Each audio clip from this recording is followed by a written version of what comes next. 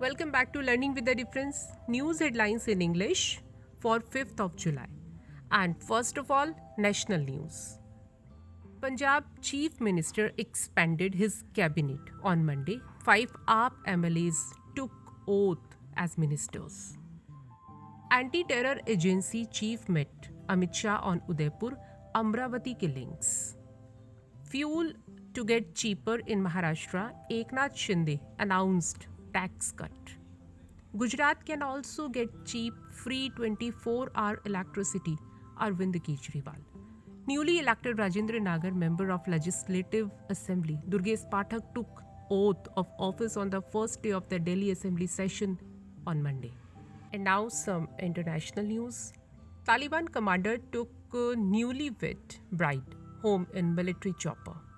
Russian cosmonauts aboard space station celebrated capture of Luhansk region as a liberation day to celebrate both on Earth and in space.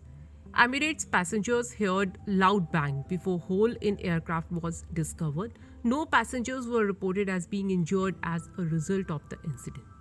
18 killed, 243 wounded amid unrest in Uzbekistan. Danish mall shooting not an act of terror, police. It left 3 people died and several wounded. A 22-year-old Danish male has been arrested and charged with manslaughter. Vladimir Putin will not congratulate Joe Biden on July 4, US Independence Day. Kremlin. It's because of Washington's unfriendly actions towards Moscow. Pope Francis has dismissed reports that he plans to resign in the near future.